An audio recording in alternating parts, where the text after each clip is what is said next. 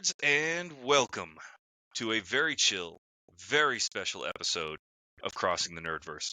Tonight, you are blessed only by myself and my fantastic co-host, Eric. The rest of our crew is out with various forms of, illness, shenanigans afoot, failed internet, storms, who knows what else. So it's just me and Eric hanging out. Yeah, I was gonna say, there's one is the internet and the other is sickness. Indeed. Biohazard, I think is what he said. I think he said biohazard. So we wish a rapid recovery to Travis, who is out with the ick. And there is a slim chance that Clark might be joining us tonight. But apparently she's in the middle of some kind of storm, lightning shenanigans, and her internet's out. And yeah, probably not great as far as the technicals go. So we're just going to hang out. And we will pick up the continuing, I guess next episode then will be the new series then, huh?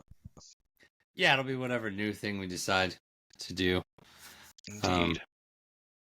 It might be a good time. We could always look at wrapping up some review stuff with the other TTRPG that we were playing. Substratum Protocol. So we could do some Substratum.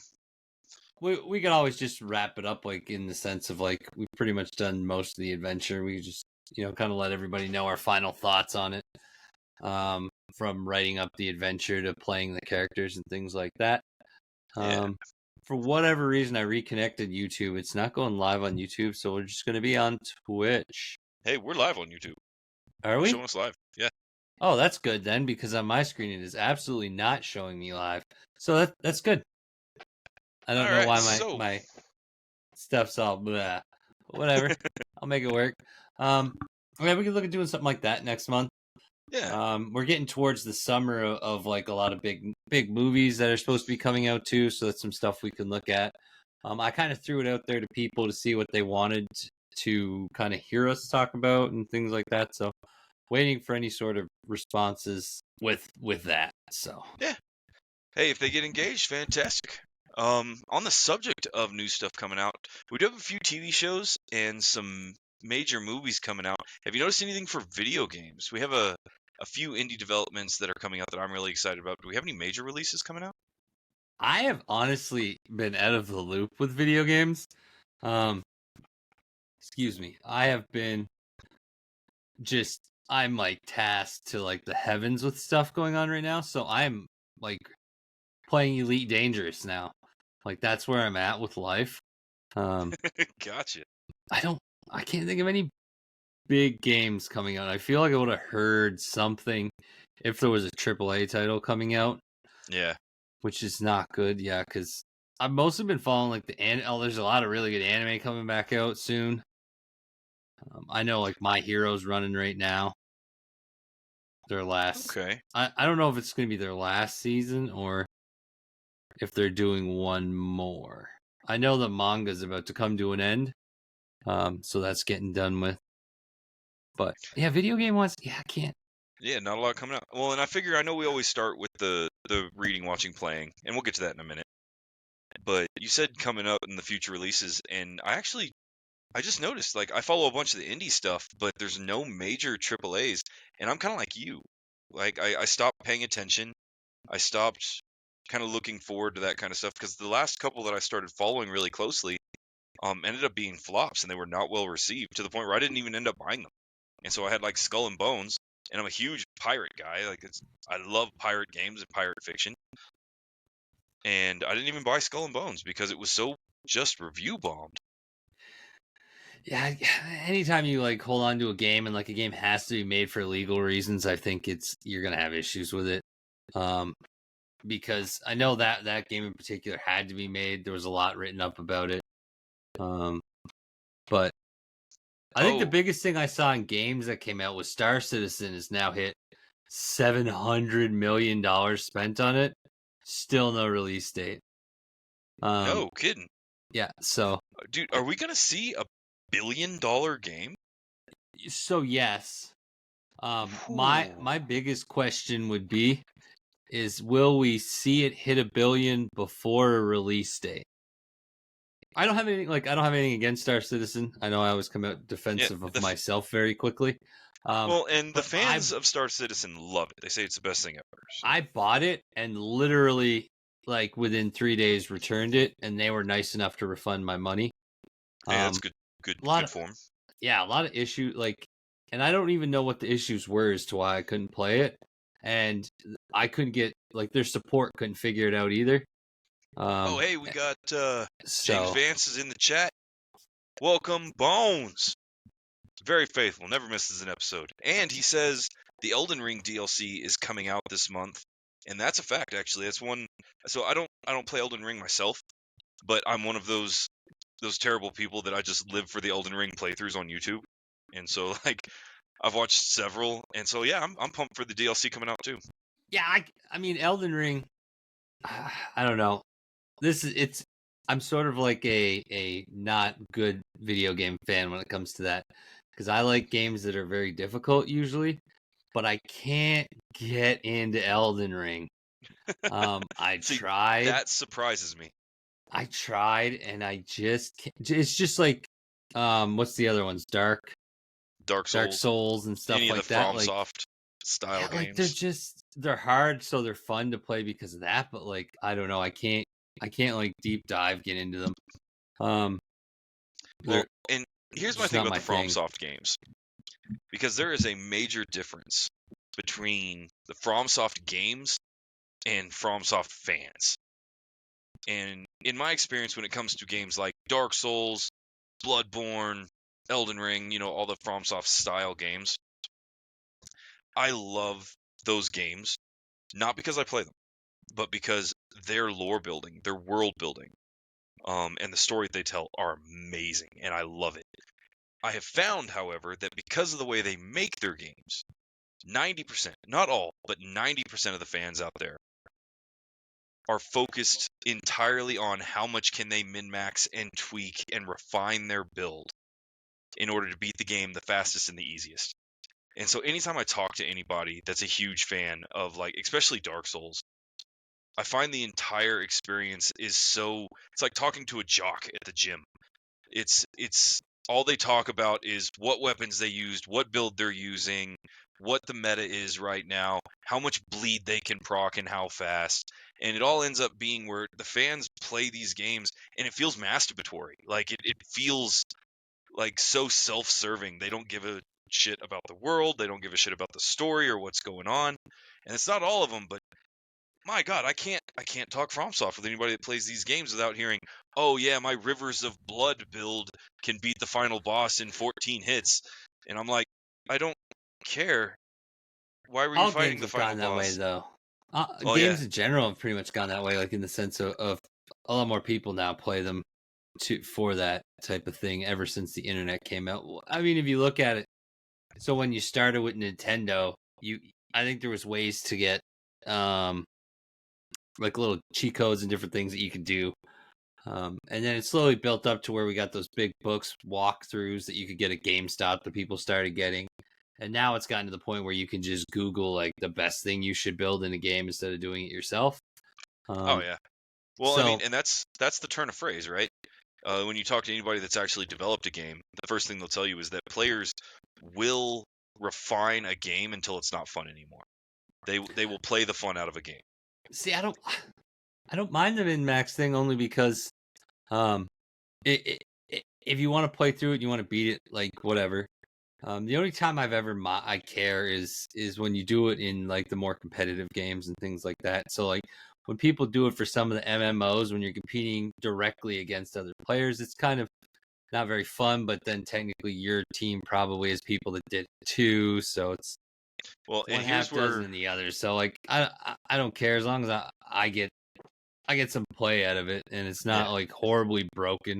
I find a lot of games nowadays have compensated enough where even though people min max things, like you can stay competitive if you just have some skill on top of whatever the meta is you play.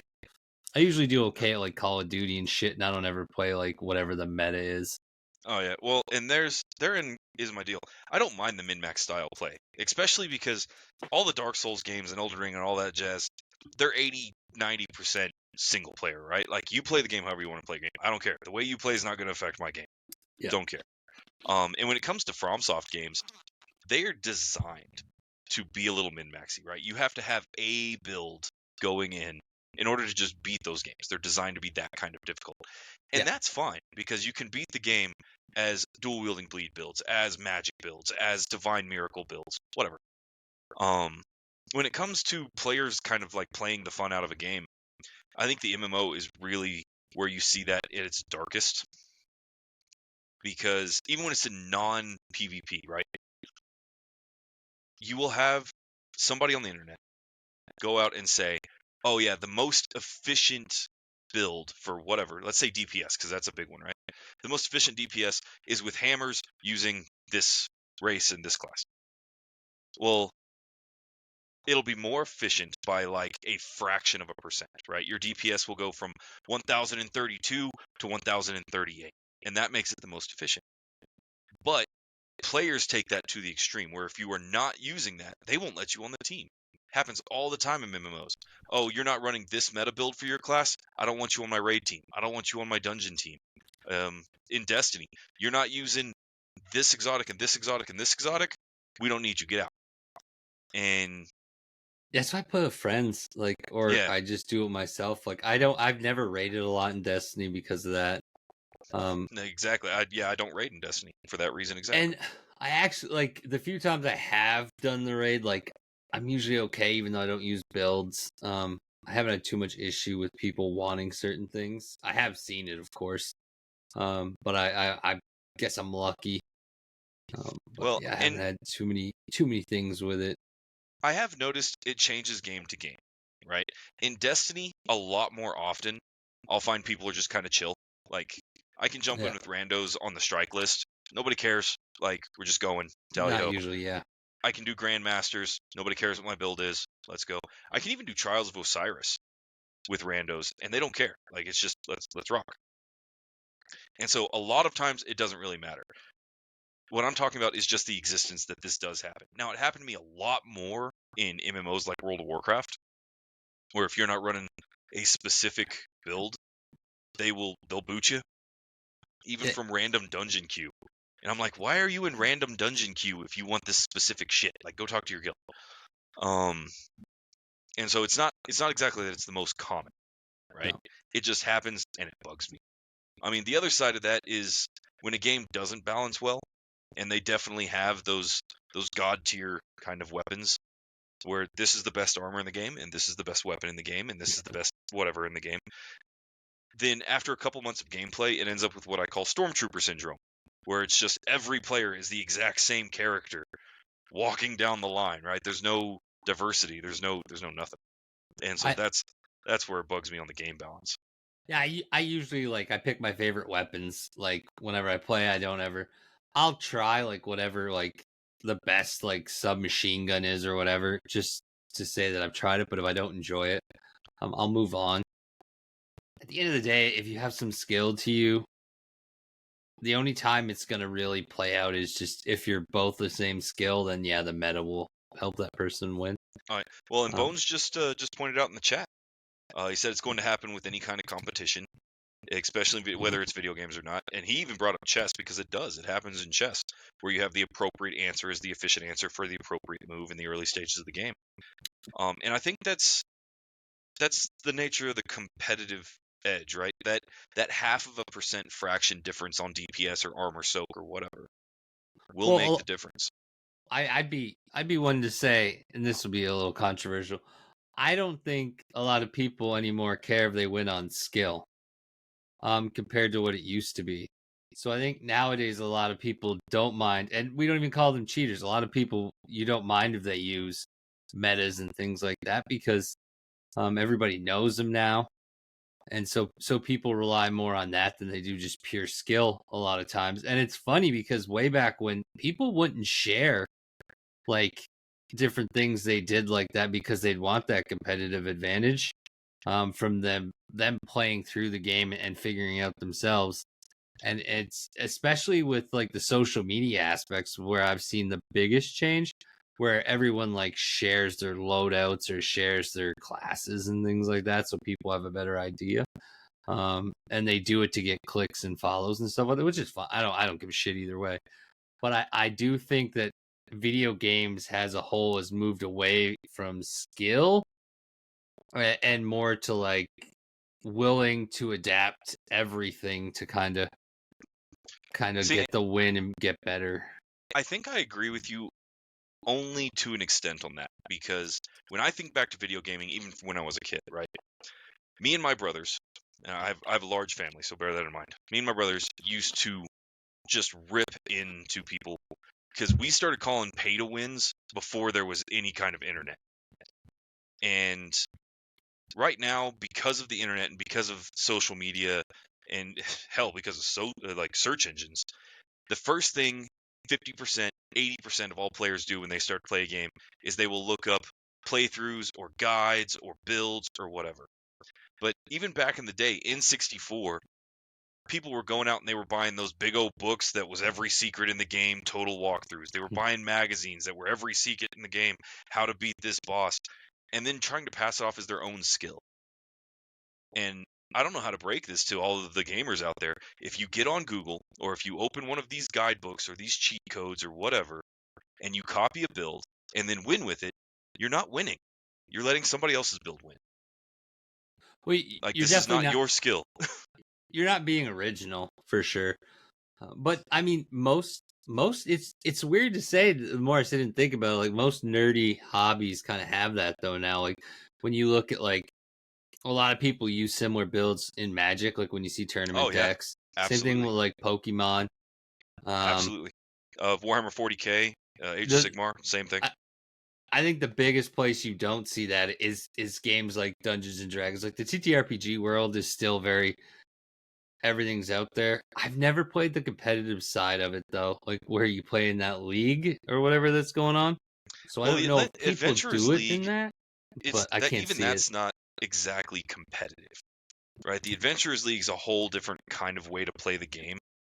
But even in Dungeons and Dragons, where there's not necessarily a win condition, I can't get on TikTok. I can't get on Facebook without seeing somebody being like, busted builds for D&D 5th edition, or how to break Pathfinder 2, or and it's that stupid shit you see where it's like, oh yeah, as long as you're this race and this class with this feat, you can do 300 damage a turn without using spell slots by level 3. And it's like, where does that get fun at the table? Like, why? Yeah, I don't know. I've heard some people say some things about it, but I don't know. I've never experienced or messed with it too much. Um, I don't know. It doesn't to me. It just doesn't make really any sense. Well, and it kind of falls back to the same thing I'm going to say about FromSoft, right? The people that play the FromSoft games like Dark Souls or Elden Ring, that's what they like. It's not really my jam. I don't want to look up builds or optimization. And the answer to that, of course, is that I don't play Elden Ring and I don't play Dark Souls. I don't play Call of Duty anymore because of this stuff. And with Call of Duty, I swear they get in and they just flip a switch like once a month where it's like, hey, SMGs are going to be God tier for this month. Well, And then they they'll turn it off and they'll be like, oh, sniper rifles are God tier this month. if you follow the like competitive scene, they do talk about that like um different like former players, current players, and different people will bring it up that like they do change um the weapons from time to time in a game that comes out. So there is some stuff that happens where the fans do have some pull when it comes to games, and I've seen it happen generally more for the bad than the good, to be honest with you. A lot of times I find people like some of the people that are more vocal are usually when they're not happy with something. Oh, like calling for nerfs and stuff. Right. So usually I see people that are just content with the game, like, yeah, maybe the bazooka or whatever in this particular game's like super crazy, but I'm not gonna really complain about it too much because it doesn't bother me. Yeah. But then you'll get like other fans that are like, just everybody's harping on it. And I've seen like things get nerfed in like horrible ways. Usually like MMOs are bad for that, I find. They'll take some advice and then they'll have some issues.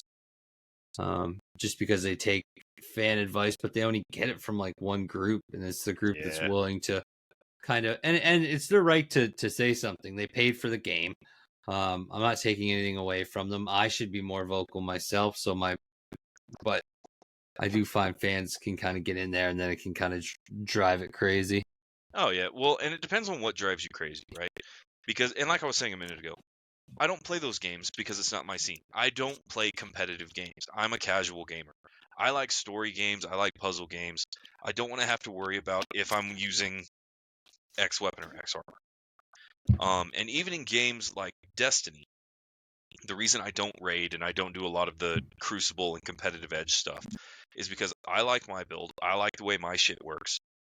I can do the content that I want to do, and so I don't bother with the other stuff. And that's fine.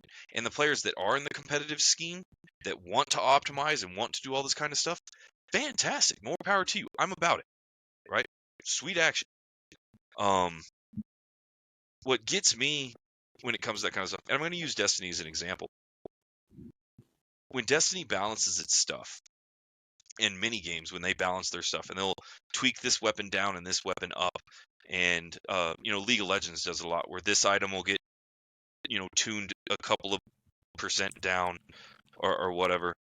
Players will have extreme reactions to small changes, and they will say, "Oh, it's nerfed into the ground. It's completely unplayable. It's unusable anymore because its DPS dropped from 1038 to 1028." And that's simply not the case. But because it's not the top of the wall anymore, it's trash and you can't use it. And that's when you're talking about like the vocals of it, the loud minority, the squeaky wheels, will completely change the face of a game because of how much they bitch and complain. Because they can convince other people. They can convince people that are thinking about buying the game that it's no good. They can convince people that play the game to quit. And Yeah, go ahead. it's happened from time to time with things, and it's always interesting to me when it happens. I definitely, I don't know. It's good and bad for games. It makes them evolve games and things like that. So I don't know. Yeah. But Well, and that's why I like the indie scene so much. The indie games that are coming out are small. They're not at this AAA problem where it's incredible graphics and all this kind of stuff. They look good, but they're not at this kind of tier. But their gameplay is wild and varied and different, and well, you yeah, don't have because to worry they're about not. Yeah, they're not answering to a board of people and stuff like that. Like that's the difference. exactly. Like EA, I know they've been trashed. Like we've mentioned them in horrible ways a lot. But it's because they're stagnant with a lot of their games, and they know they'll sell because it's what comes out. Like I buy NHL. Now I usually only buy it on sale because it's the exact same fucking game from the year before with just new rosters. But they can do that because they're a AAA title and things like that. So even though that's one of the few that like even though there's a large quantity of fans that complain about it and say some shit, um, usually there's some big changes that come. Same thing with like Madden and stuff like that. Like you don't see the big changes in any of the sports games. It's usually just the rosters. Every few years you'll get something big, but it's nothing dynamic.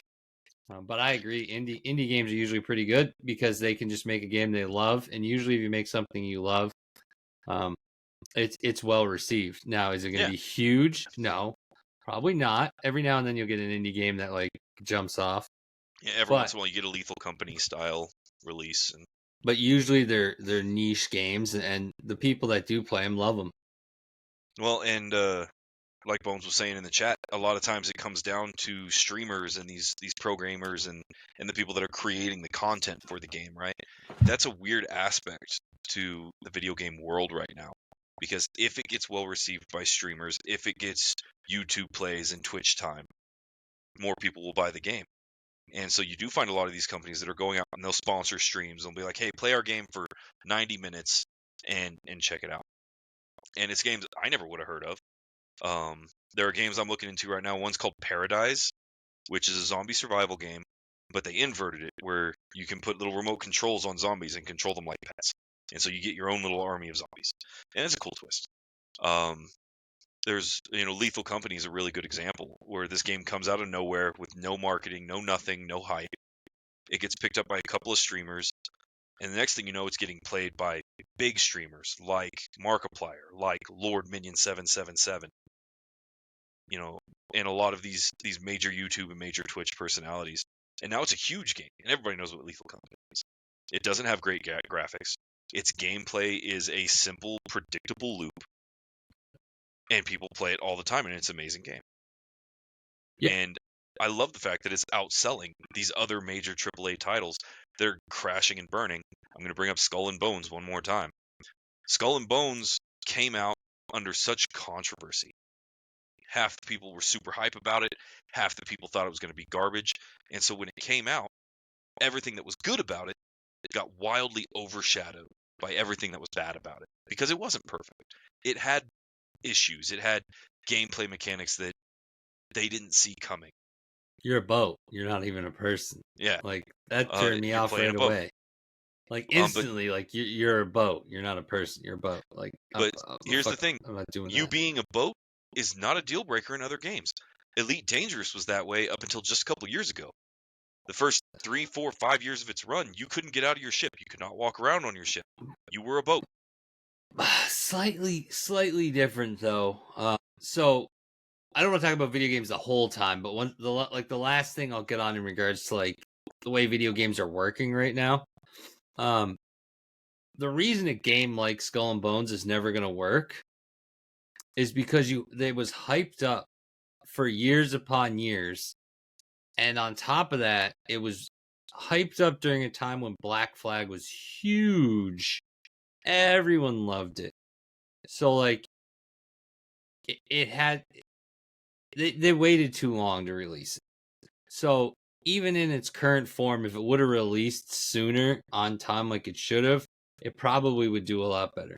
But the problem is, just like anything in life, if you delay a game for fucking 4 years or whatever it was, and then you release what they did, that's not good.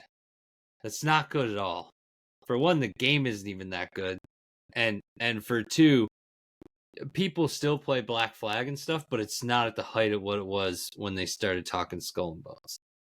Well, so and here's the problem with Black Flag. That's the issue with Skull and Bones and other games that do the same thing. Well, Black Flag had the exact same flack when it released. I don't know if you remember, because this was back in the 360 transitioning into Xbox One days, right? Yeah. Black Flag comes out, everybody's pissed. Because while it's a great pirate game, and right now the fans are calling it one of the best pirate games ever made, you know what it wasn't? An Assassin's Creed game. And so it was getting flamed. It was getting roasted for being a terrible game because it wasn't an Assassin's Creed game.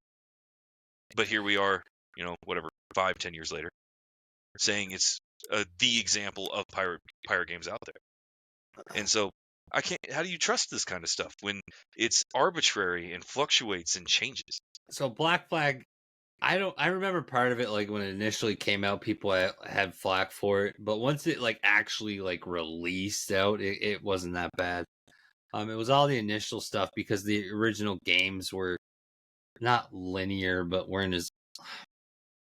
they weren't the same style as it, and the transportation wasn't the same and things like that. So like it was 2 games into one basically, because you had the naval aspect, pirating, all that stuff. Then you also had land, and people felt like if they only wanted to do the land aspect, they should have been able to. So like I think that was part of the issue with it. But at the end of the day, it did well when people gave it a chance. It did really well. Your Skull and Bones is doomed though. Any game that does that, like, that's the problem. You can't. When you come up with a great idea for a game that's based on the current hype of a situation, you can't release the game fucking 2 systems later when the hype is gone. Like, that's the thing. Like, Skull and Bones was really hyped up because of ships and things at the time. And between that and just taking so long to come out and not being a perfect game is what did it. I mean, at the end of the day, like, you can't. No, I'm inclined to agree with you. And when it came to Skull and Bones, I guess I was in a good position. And this kind of goes for a lot of the games that we're talking about recently, right? We just brought up Star Citizen. who's kind of having a weird problem they're tackling in a different way. I don't know what their problem is because it doesn't make any sense to me. Like if you look at it, it looks like a pretty decent game. I don't know.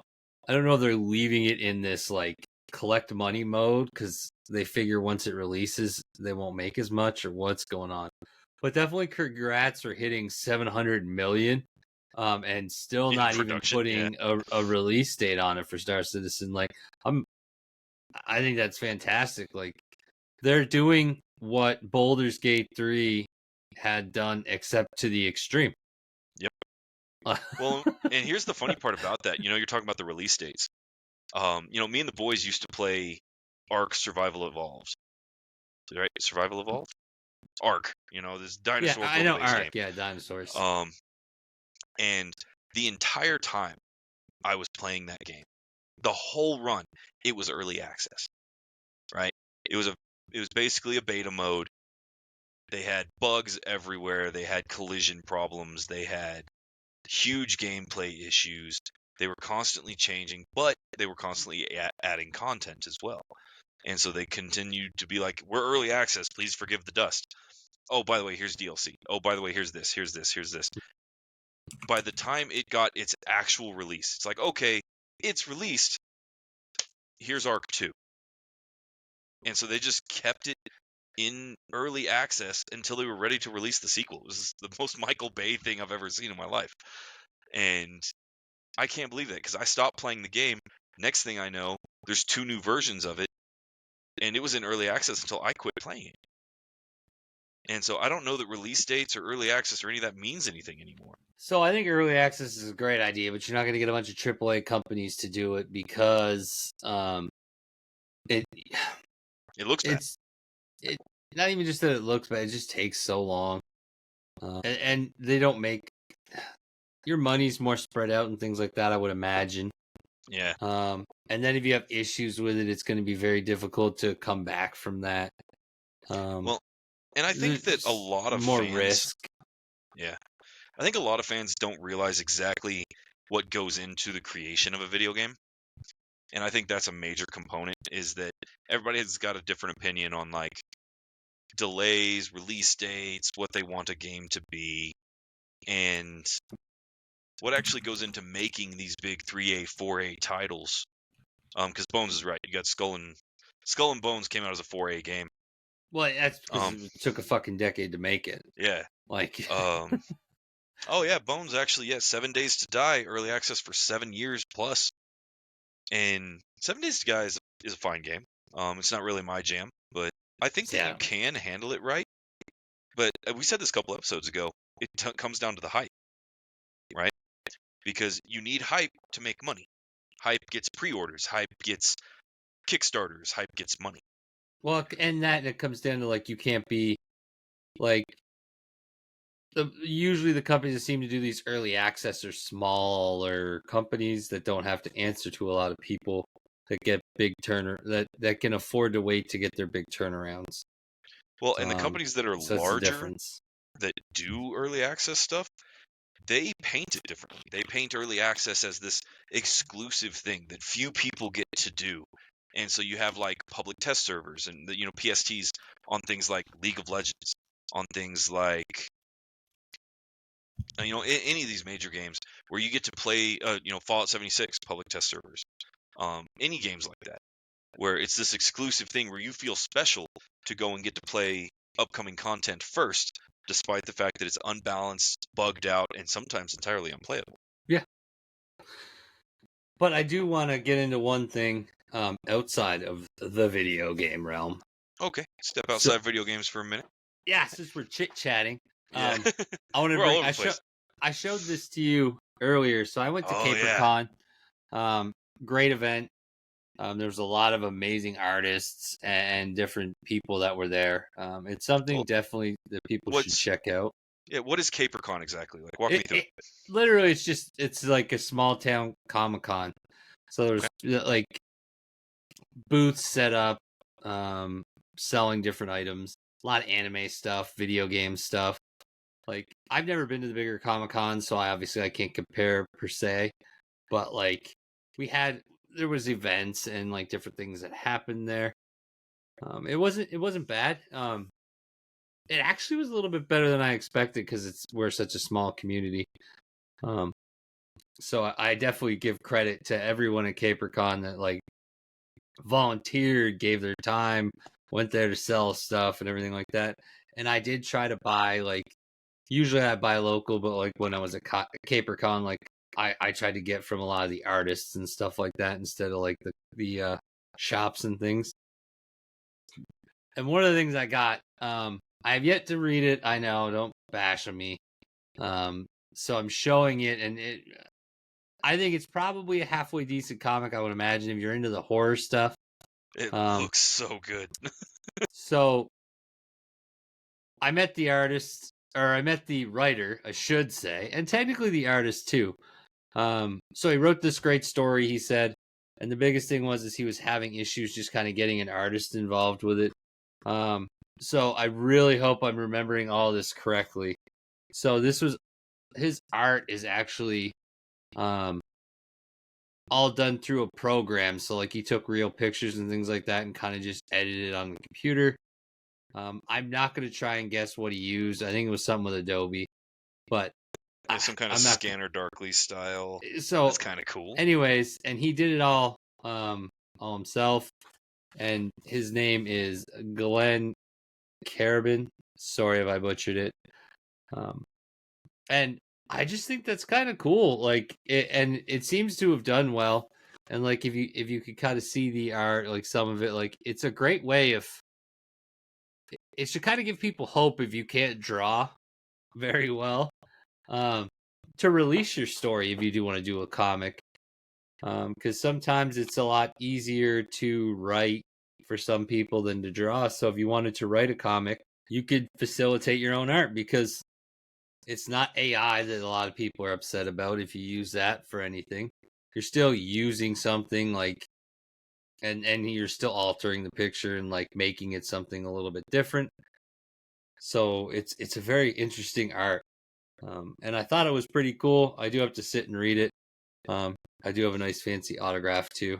He's nice enough to do that. I got the first two. He's got a third one coming out. That should be pretty good. But what's your take on that type of art style? So I actually like it. I'm going to be full bore in support of it. Now, it is, like you said, it's kind of away from the tradition, right? And it kind of steps away from that particular art style when it comes to comic book artists. But that's seeing art innovate in the comic scene has been part of the joy of comics for me. Because so in my comic book collection, I do Alien, Terminator, and Predator. Right? I get all the comics that I can for Alien, Terminator, and Predator. And for Predator in particular, you watch the art style from 1988 all the way through continue to evolve into the modern art styles that we see in comics. And so you watch the Predator art styles evolve as you read the issues. And I'm sure you can do the same thing in, like, you look at Spider-Man, right? Spider-Man came out, a bajillion years ago. And the earliest art that you see in the really valuable comic books is wildly different. I'm not going to say worse, but very different than the art that you see in the modern Spider-Man comic books. Yeah. And so when it comes to something like what this guy did, there is still art in taking a good picture. There is still art in using these programs to create digital art. And so I support it. I think it's great. Yeah, I found it wildly like, and I apologize to any other comic people out there if it's been done before. I've never seen it, but I'm not that big into the comic scene. So I would have no clue if anything like that's been ever done before. But I thought it was cool. I had such a great time, like the different art styles, like people did something like, I got this one, Sammy Francis did this Ninja Turtle cover. Oh, yeah. Huge fan. I liked it. It was different. Oh, that looks fantastic. Right. Like, I know it's hard to see with that. I'll try to take some picture and post them up. Yeah, Just so people hit the socials with it. Check it out. She autographed it for me. Her favorite was Leo. I was a little surprised. I even told her that. I'm like, that's a new take. I was like, most people, it's Raphael. Like, I'm going to be honest. I'm a Raph man. I like Raphael. He's just a wild card. Yeah. I varied as I grew up. originally it was Raph, then it went to Donatello, I and liked stuff Donnie like pretty that. good. So Well, and when you look at it, I think that choosing your favorites, it's got something to it, right? I'm not going to say super to it, but the 4 turtles represent the 4 humors, right? yeah, And so the one that you vibe with the most says something about your personality. And you're right, you don't see very many Leo fans out there. and like you could even tell that she prefers Leo. Like if you could see Leo, like, well, hold on, let me kill this light so we can try to see this a little bit better. Like just the way she portrays Leo on the cover compared to the other 3, Oh like yeah. the aggressive, like that would normally be like the Raphael stance in the comic. And she made it to where Leo looks like the more aggressive and more badass and everything like that, which I think is very cool. And she also actually did I think it was her that did the like a Hawkman, like totally different. Oh yeah. Um, but there Well, was and some Bones, amazing art there. Like holy shit, dude! Artists are just getting, and the way people now are willing to do something not traditional with comics is getting fucking awesome. oh, Because absolutely. even though I didn't like Absolutely. all of the variations I saw, I respected the fact that they were willing to fucking put themselves out there and do like these mainstream characters like the Turtles. I know that's not a huge variation what you just saw with that cover, but like it is.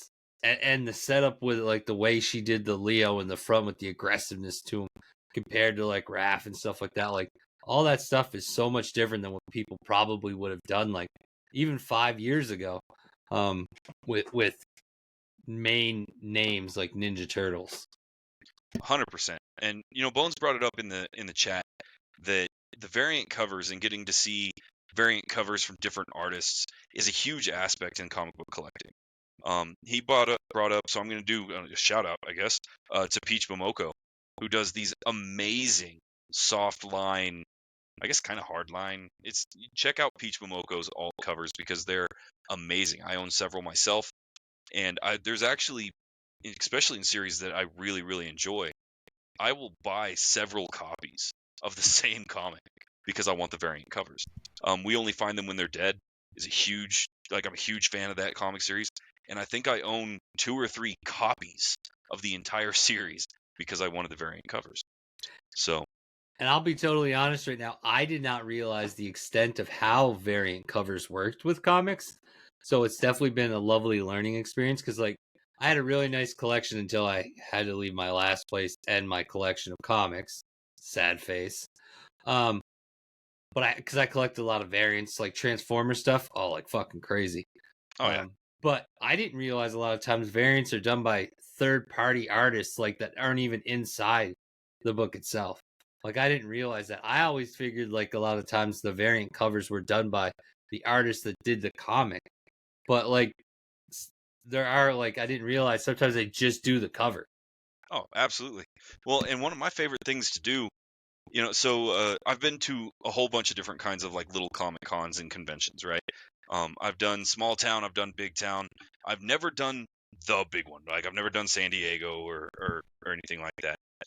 But I have done Denver. I've done Albuquerque, New Mexico. I've gone to several through Texas, and I love whenever they're a little bit smaller because you will get those artists come in, and a lot of times you can do commission work from them there at the convention, Yeah. and you can get originals from the convention there that are you're not going to get them anywhere else. And I know the last one I went to, I believe I was actually with Bones in Colorado, and that's what I spent the vast majority of my money on was just cool art prints and originals. And I don't regret that at all. I think it's amazing. And so I love hearing about these artists that'll just do, covers. That's fantastic. That's what I'm buying them for anyway. Probably one in 5 of my comic books I haven't even read just because they're in the protection and I just have them. They're like art pieces that I put on the wall. So See, I read 100% them. with you. I don't care. I read a Them. lot of mine, but not all of them. This was another variant Oh that was done. yeah. Brianna June. Brianna June. I know that name. So again, if you look, even she did it like Raphael's got the more serious, like combative stance compared to the 4 of them and stuff like that. Um, I find hers was a little bit more human-esque, like with their body style. But I I kind liked of it. like Like, it because yeah, she no, brings a it was lot still more cool. attention to like the body itself, right? A lot more attention to the limbs and the positions, but the faces are kind of ignored. And other artists, they get so hung up on trying to do the right face that they lose it. So yeah, I think that one's fantastic. I also like the fact that it's all black and white except for their masks. Oh yeah, That was pretty cool. So yeah, I definitely I recommend any even like small local cons to people if they're there. Go and check them out. And Bones brought up a good thing I never knew about either. Sometimes they'll have like blank covers for comics there, and people can do customs. oh I yeah, didn't know anything about that. I saw something like that, and I just thought this guy like I'm not saying I he destroyed it, but I thought like he just added to comics because there was one stall there where there was like these clear covers that he had drawn his own cover for it, and I just thought he added like a almost like some like special upcycling. paper. Yeah, Yeah, like just stapled like an extra sheet to a comic, like as an extra cover to it. I didn't thumb through it because it's obviously he had it sealed. yeah. Well, and that's something I didn't realize until I started getting into the comic scene myself. I guess shout out to Hall of Justice Comics in Colorado, but I didn't realize that was a thing. Bones actually educated me on a lot of that, where you can just buy blank covers. And there was one of them. I forget the guy's name. He was one of the artists that worked on the Spawn series. That he was just at the convention, and he wasn't even really charging. He was just kind of doodling, and he just came by, dropped off your stuff, and hung out. And I thought that was super cool. And I would love to get some of the original artists or artist takes on certain comic books, because being able to get a Peach Momoko Predator cover would be amazing. And I I would love to see some of these other style of artists get a hold of other, I don't know what to call it, franchises, IPs, and just get their take on it. I think would be super cool. Yeah, it's cool to see. Like they really did like a lot of different characters. Like they did a lot of the mainstream ones, of course. There's quite a few like Fallout and things like that. They were kind of playing to the moment. But I did see some like other things. Someone did a really cool take on Optimus Prime that I Oh, really nice. liked. Yeah, I was just running out of money. Um, so I definitely didn't have enough for everything. Another artist I want to shout out just because I talked to him for a little while. Okay. Um, Dark Sanctuary. I think he's mostly on the East Coast, is where he is.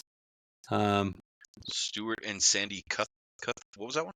Carruthers. Sandy Carruthers Carruthers. is the gentleman I met. He signed it. I bought all 4 of the Dark Sanctuary. Um, Fantastic.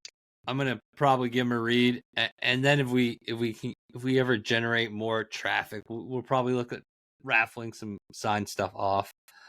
Because I don't need to keep it. I like sharing. And it just grows things because all the artists, well, at least the 2 comics I showed you, Dark Sanctuary and Dartmouth, they're both more of the local, not like Cape Breton local, but like Atlantic Canada, East Coast kind of local is what I gathered. Okay. Um, so it'd be nice to share it and like get it out there a little bit more than what it probably already is. Um, so it's pretty cool. No, I think that's kind of, it's a neat thing to bring up, because we don't do a lot of comic book coverage, right?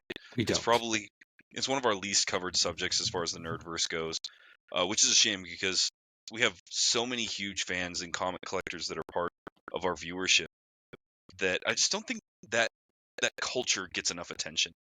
And like you were saying a minute ago, it wasn't but just a few years ago where I learned that blank covers were a thing when it comes to comic books, or the different styles of collecting.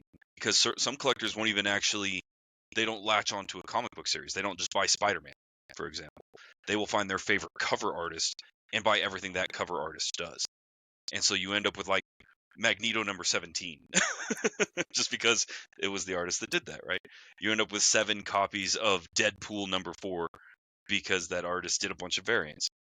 And I think that's kind of cool. It's aspects to the collector scene that you never think about, because when you ask somebody that doesn't know anything about comic books, all they generally know is that certain comic books are worth a lot of money. And so you will send them to companies and spend a lot of money to get them graded and protectively sealed. Yeah. And then that's what they know is like, oh, you took a comic book, you never read it, you locked it in a plastic airtight box, and you left it there. Okie dokie. Yeah, I don't know if I could like I can do it with cards probably like hockey, basketball, football cards. I would never do it with comics. I like my literature too much. I like being able to go back and read stuff. Yeah, Um, for sure. That's just kind of what it is. And I prefer it over. I know I could download these things electronically and read them on my iPad. I prefer the actual books and the comics and stuff like that. Nothing against anyone that reads in their digital shit. That's perfect. Um, that's what it's there for. I mean, I've definitely read a book or two on digital, but I just, for collecting purposes and stuff like that, I just like to have the actual thing.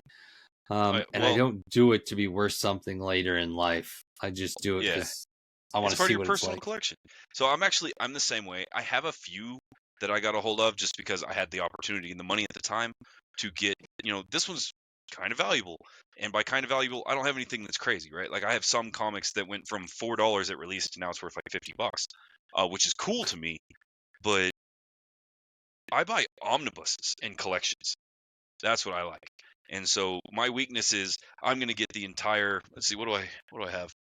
I'm going to get the entire Wonderland Asylum in 3 books instead of having to buy 56 comics. And then when I find ones that I really enjoy, that's where I'll start to buy the individual comics. And so the only ones I'm big on right now, again, Predator, Terminator, and Alien. Yeah. I bought one on a whim one day to read my children because I wanted something easy for my girls. They like comic books. They see me reading them all the time. And so for life of me, I cannot remember what it's called, but it's about a little steampunk robot kid, and he's like an adventuring knight. Interesting. And it was super cool. It was more mature of a story than I was anticipating for the time, but my girls ended up falling in love with it. They absolutely love that character. And so I've continued to buy those to where I just have it on a pull list where it's like, hey, whenever there's a new one comes out, give it to me. I want it. I want to do And a pull list, but they make it like not super difficult, but like the local place makes it a little harder than I'm used to. So so the other shops I've always been to with pull lists, all I would have to do is like show them a comic, and then they'd write it on paper, and I was like, I want these 5, and I'd hold them up, and they'd like write them down, and like they'd do all the work for me. oh Here they yeah, want you to do a little bit more yourself, so I don't do, which is good for me because if they made it easy, I'd have a pull list about 15 comics long right now, right. which is very expensive. Blowing So all your money every month. yeah, right. So I'm glad they put the onus on me to make the list and turn it into them because I'm never gonna do it. Oh So yes, that's Bones. good. Trade paperback. That's the term I could not think of. Not omnibus. I do own some omnibus, but that's a different thing. Trade paperbacks are where I land in my comic collection a lot of the times. So do you collect, Eric, or do you just have a few that you hold tight? So I've started collecting again. I'm just still sad that I lost my old collection because like I was buying a lot. So I've had a few hundred. Um, I had a lot of like when Transformers started getting really big again, when the movies and stuff came out, like Generation 1, I had a lot of those. And like the variant covers too. I had like when Mega Man came back out with IDW, I had all of Epic. those. I had a decent little fucking collection. Um but yeah, I started collecting again. Usually I have right now I've got a lot of like 1 and 2s for stuff, just trying to find something I like. I don't have like one or two of the X-Men series I've collected several of, but usually I just get the first 1 or 2 to see if I like it, and then I don't keep up. So, but I have Okay. probably about 50 or 60 comics again already, something like that. So I never got big into collecting until I was already an adult, but I collected what I could when I was a kid. And the town where I grew up, there was only a couple places that ever sold comic books, right? And the majority of the time, it was this little bitty shop right next to the barber shop called the B&B Newsstand. And they would get random comics in there, just whatever they could get. It didn't really matter. It was a little section. And so I would buy from there, and I ended up, for a while, I was buying everything that I could that was X-Men. And so I had a very large collection of X-Men, but they were all over the place, right? I had Uncanny, I had not Astonishing, Astonishing X-Men, that's right. And I had a bunch of like Wolverines. And then whenever I was a teenager, we got a Hastings, which was the best thing to ever happen ever. And that's where I got into collections and trade paperbacks and that kind of stuff. And I was like, yeah, that's fantastic. I lost all of those, unfortunately, in a house fire, which I'm still not over. Yeah, when you If I'm lose your being nerd honest. shit, it's pretty sad. Yeah, like I still, we lost a bunch of stuff in that house fire, and there are a few items that I lament. One of them is my comic book collection. We lost my wife's wedding dress, which was a huge bummer. But every once in a while, I'll still end up where it's like, I wonder if any of those Wolverines were special. But I've also got into it, and I guess this is where my mindset goes, is because when it comes to comics, for a long time, I started jumping on like a lot of the one-offs or niche kind of comics that were fantastic, but nobody knows anything about them. Probably like within the scene they do now, but we only find them when they're dead. I brought it up a minute ago.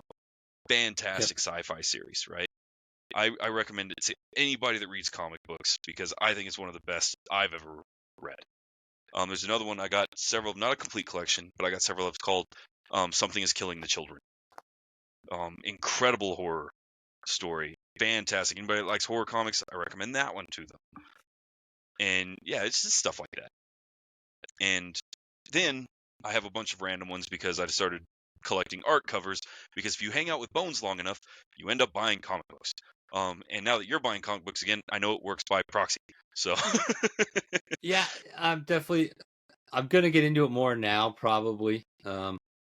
Again, I'm gonna try to start doing more conventions, and hopefully, as our audience grows, I can definitely start raffling some of it off, um, out to people and doing some stuff like that. Because I want to hit up. Maine has a rather decent size. whoa. Something is Killing the Children is getting a TV show? Hold the phone. Yeah. See, Bones knows everything with comics. Yeah. That's why we brought him on the show. He's our expert. But no, I do like. I'm gonna hit up Bangor's got a big Comic-Con thing, and they got a lot going on up there in regards to the nerd scene. So I do want to make it up there at some point, get some autographs, collect some stuff, put it all away. So once this podcast takes off, we got plenty of back stock to like raffle some shit to people.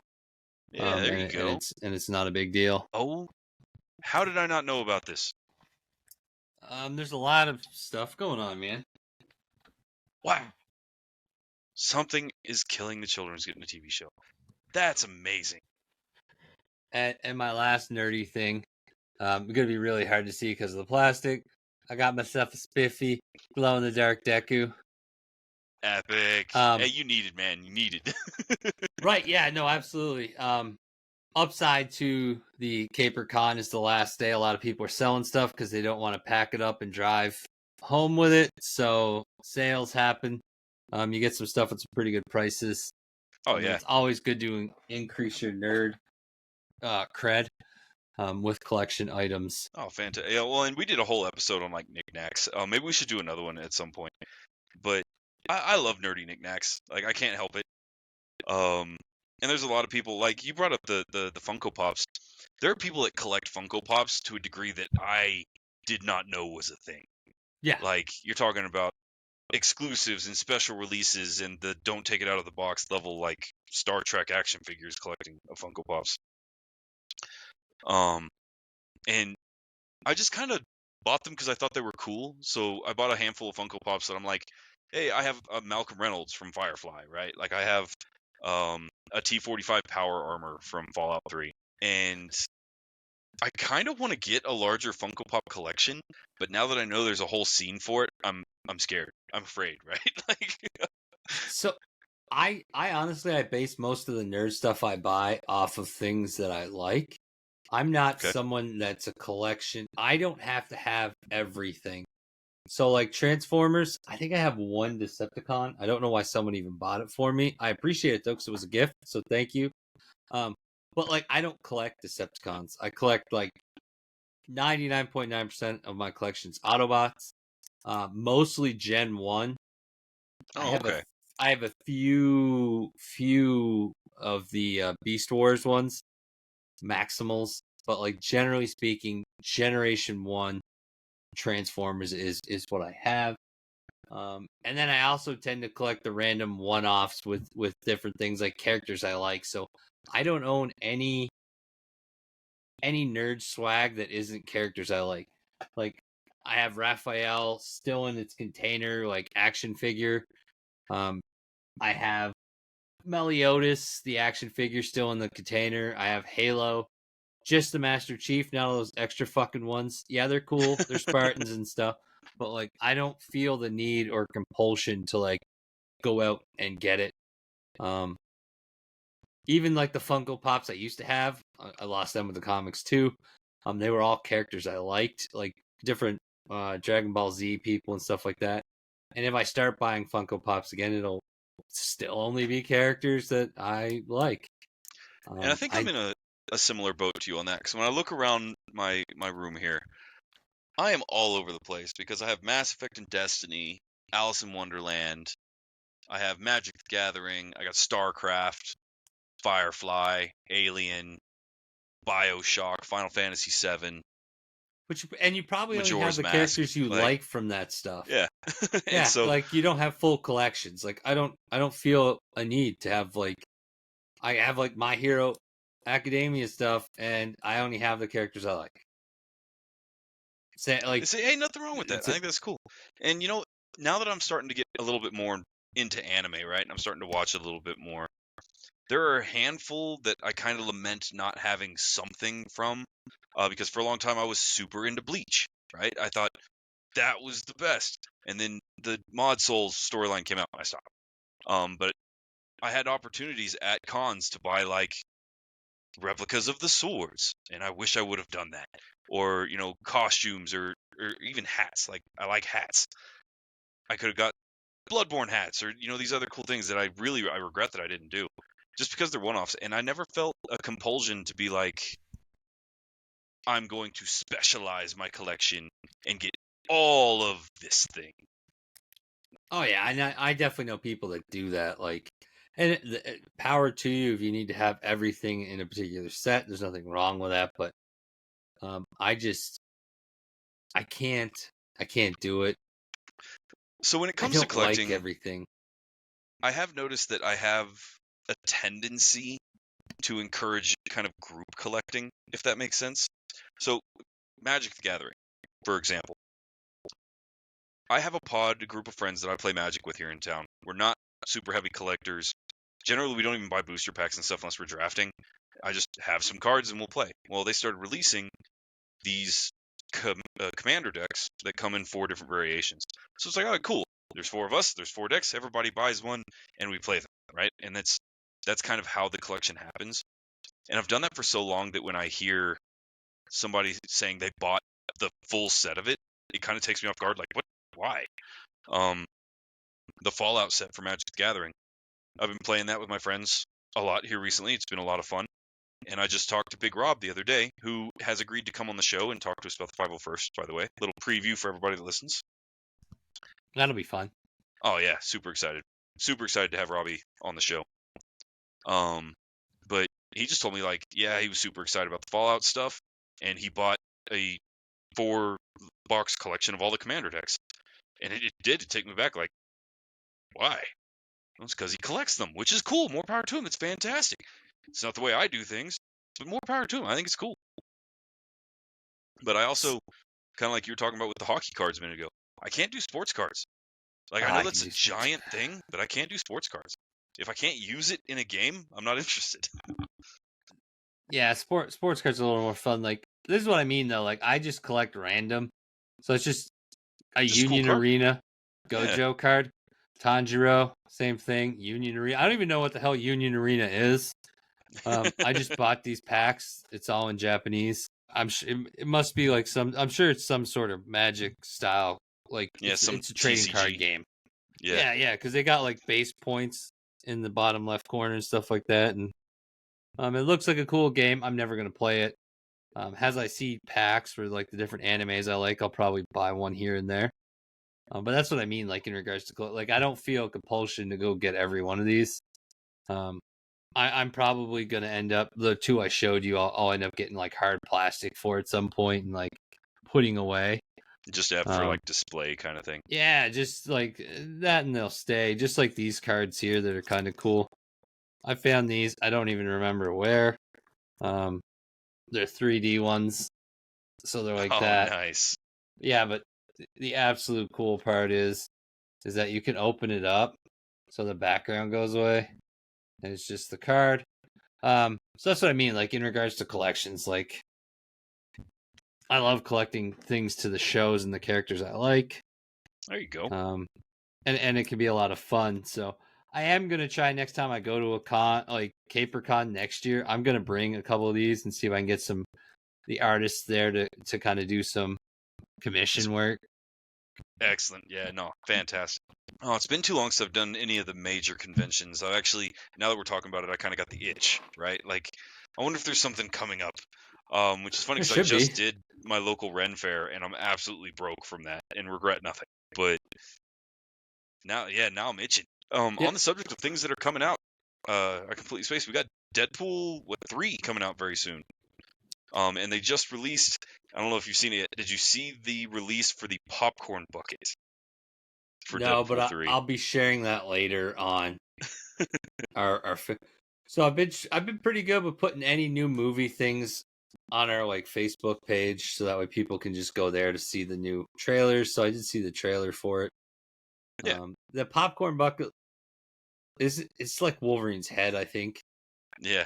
Well, so talking about collecting, I never paid attention to any kind of like collecting popcorn buckets kind Yeah, of I thing wouldn't before. know. I never would have looked into that. And now there's a lot of traction going towards popcorn buckets because the one for Dune got super famous and out there because of its design being a little unusual. And so now Deadpool's parodying, making fun of that with this new See, but Wolverine popcorn bucket. they should have done Ant-Man. That's what Oh, I they would have done. should have That done would have been the Ant-Man. fucking smart play. Like if they wanted to make a boatload of money. And Ryan Reynolds, if you change your idea and do release an Ant-Man bucket, I would like at least a handshake. I don't Just need any 10. money. We need 10 minutes on the show. You can Yeah. you can remote in, man. Like But I think that's where they would have made their money if they wanted to make something crazy and exclusive. I would have done a popcorn bucket with Ant-Man. Like how he was dead and like they go inside Ant-Man, like his body yeah. in the movie. So that would have definitely made them some money. But we'll probably soon, not much longer, we'll have to talk about all the summer movie releases. I don't think there's as many as there used to be. A lot of movies keep seeming to get pushed to the right, and they're taking years to come out. Yeah, well, and Compared to what they used to. So I don't think what's this summer is funny, going to be that big of a movie no, thing, if I'm not mistaken. which there's a few of them that I latch on to that I really want to see that I'll follow, but the rest of them kind of hit the wayside. And so, like, I really want to see the new Planet of the Apes movie. It's in theaters right now. I haven't had an opportunity yet, but I also haven't been too terribly stressed out about it. I want to see the new Deadpool just because it's Deadpool. Like, I have to. It's a contractual obligation. And I'm looking forward to some of the other, like, Pixar movies that are coming out. You know, we got Inside Out 2 is coming out later in June, and there's a few of the movies that are coming out that I'm excited about. But yeah, it doesn't look like I'm going to be too much in the movie theater this summer. A lot of the TV shows have been super cool. Oh, which reminds me, X-Men 97. Have you watched it? Yeah, no, it's really good. So I just read an article earlier today talking about how it is still rated at nearly 100% on Rotten Green Tomatoes and is now officially the highest rated television show, think of the 2020s or something like that. Now that I'm saying it out loud, I don't remember exactly what happened. But yeah, apparently it is breaking some records and getting a lot of attention. Yeah, I haven't seen anything in regards to like records or anything like that, but it was good. They did it justice. I'm looking at like a list of the movies coming out this summer. Not super pumped like previous summers. Um, We got but any standouts? the new Bad Boys movie. Okay. But one exciting thing I will say about this is since there is so many that are like not there, it seems like there's a lot of original IPs coming out for movies, which I love to see. We're not getting a bunch of fucking sequels, triquels, quadquels, and fucking whatever else that's coming out. It looks like a whole lot of like fresh IPs are coming out this summer. Okay. So that's exciting. Anytime we can get a whole bunch of new stuff, I'm definitely for it. Oh, this one's kind of A Quiet Place Day One. So like a I don't know if prequel. any. Yeah, so I don't know if anyone saw that. That was a pretty cool one. I liked Um, Quiet Place. It was solid. yeah, It that was, had the dude that played Mr. Fantastic in it. yeah. Can't think of the guy's name. Krasinski. Yeah, Krasinski. He was also in The Office. Yes. There you go. Beverly Hills Cop. Axel F's coming out this summer. Like a remake, reboot, I guess.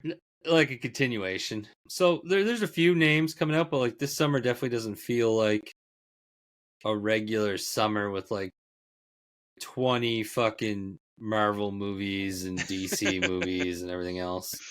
Fair So enough. it's definitely nice to see. And like the Marvel movie we're getting isn't even coming until July. So we're getting Twisters getting remade. I forgot about that. That one surprises me. Of all the bizarre 90s movies, early 2000s movies to get a lot of attention, Twister getting a remake is interesting to me. Oh, Borderlands is finally coming out this summer.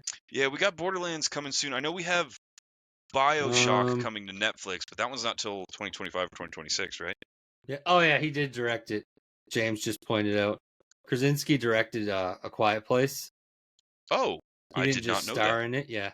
He actually I saw an interview where they were or an article they talked about he actually fought to have a particular actress on there that was actually hearing impaired. Really? Yeah.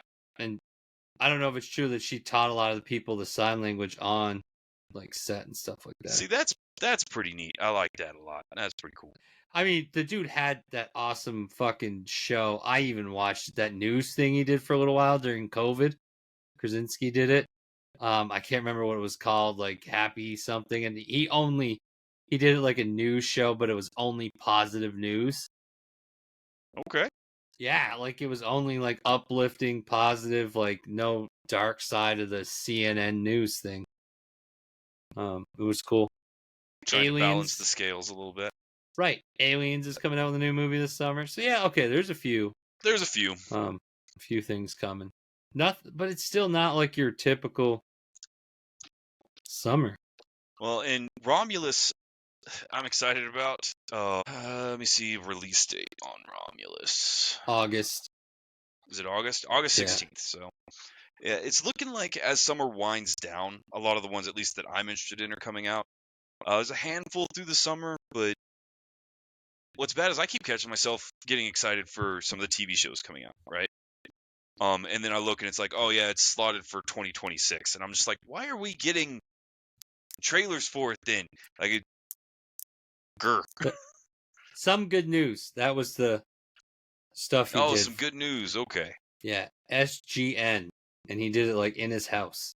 Like nice. I can get behind that. It was sweet. Like it was really nice to see during COVID. Yeah, there's some shows. Disney is just. I think Disney's is an interesting thing. I'm gonna be curious as to how they keep going with everything because they've got so many projects going, so many hit times. There's a lot to it, but they're still doing it. I think I talked about. I'm surprised when we started the podcast about Disney and their schedule, and it just seems to kind of continue. They just make changes and keep going. So I don't know. It's interesting, but it definitely seems like we are in for kind of a lull of the summer with the Nerdverse, and then I'm going to be curious as to how crazy the fall is going to get because of that. Yeah, starting in August, September time, I feel like there's just going to be boatloads hitting the market. Well, there must be some really big, especially video games coming out Christmas time, since there Oh isn't yeah, anything holiday crazy coming release. out right now. There must be, and we'll of course update everybody. Yeah, we'll be We're pretty good with. well, and for anybody that's wanting to follow any of this, our Facebook is where a lot of these will go up. A lot of our one-off kind of news articles or points of interest will go to our Facebook group. And while we're talking about our other social medias, and terrible segue, if you made it this far into the show, guys, we want to make sure and thank you personally. Your viewership is why we continue to do this and what lets us do it week after week. And so if we can, like you to do all the fun algorithm things, give us a like, give us a share, tell your friends to do the same thing. Even if we're left on mute in the background on a tab, it is super helpful. Um, so please give us a like, give us a share, and tell your friends about us, because that's what we do. Yeah, most of the time when I post anything in regards to like trailers and stuff, usually that's on the Facebook, just because it's easier.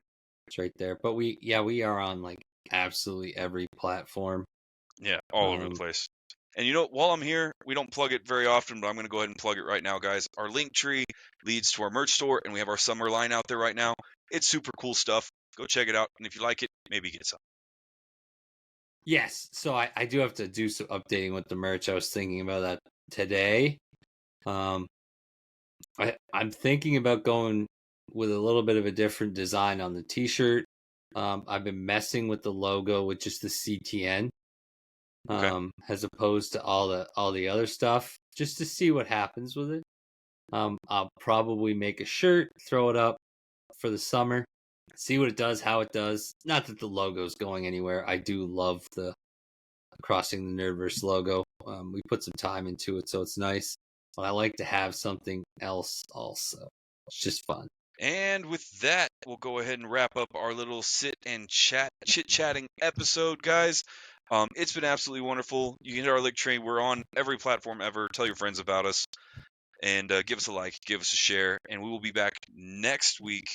And so until then, I'm Ryan. That's my fantastic co-host, Eric. And we were glad you're with us. I'll see you guys. But